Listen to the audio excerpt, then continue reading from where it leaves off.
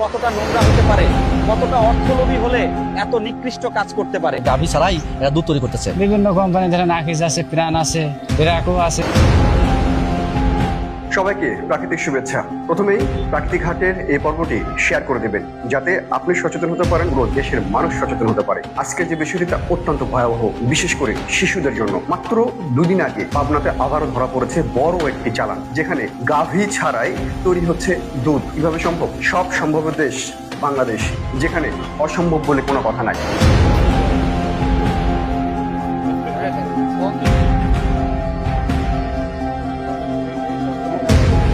যেখানে গাভী নেই সেখানে দুধ উৎপন্ন হয় কি করে একটিবার চিন্তা করুন। এবং সে দুধ যদি বড় বড় কোম্পানির লরি ট্যাঙ্কারের মধ্যে ঢুকে যখন কোনো মিষ্টান্ন অথবা খাদ্যদ্রব্য তৈরি করা হয় তখন কেমন হয় বিষয়টি তাই ঘটছে, প্রতিনিয়তই ঘটছে। বিশেষভাবে নর্থ বেঙ্গলের সিরাজগঞ্জ, পাবনা থেকে আরম্ভ করে কিছুদিন আগেও যশোরের কেশবপুর থেকে আরম্ভ করে তেঁতুলিয়া, টেকনাফ থেকে আরম্ভ করে সব জায়গায় যেখানে যেভাবে সুযোগ পাচ্ছে অসাধু এই সমস্ত ভেজালকারীরা এই খাদ্য তৈরি করছে।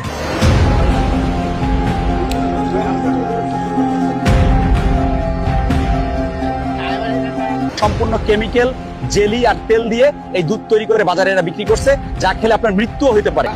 নকল দুধ ব্যবসায়ীকে জরিমানা এবং জেল দিয়েছে ভ্রাম্যমাণ আদালত।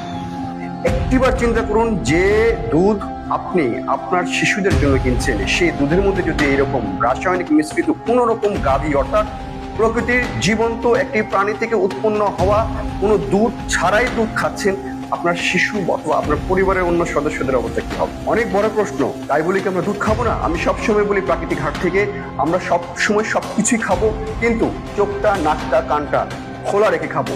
কেননা আপনার চোখের সামনে আপনার আশেপাশে ঘুর ঘুর করছে সেই ভেজালকারীরা, সেই প্রতারকরা, এবং সেই প্রতারকদের কাছ থেকে আপনি যেন আর প্রতারিত না হন সেই জন্য আপনাকে সজাগ হতে হবে।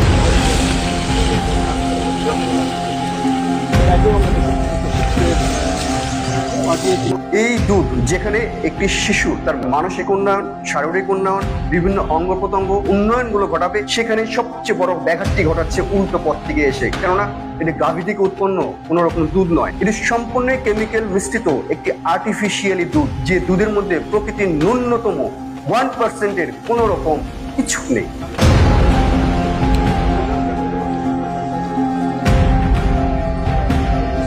মৃত্যুও হতে পারে। আপনি মরলেন না বড় রোগে আক্রান্ত হলেন সেটা এদের দেখার বিষয় নয়। এদের দরকার টাকা।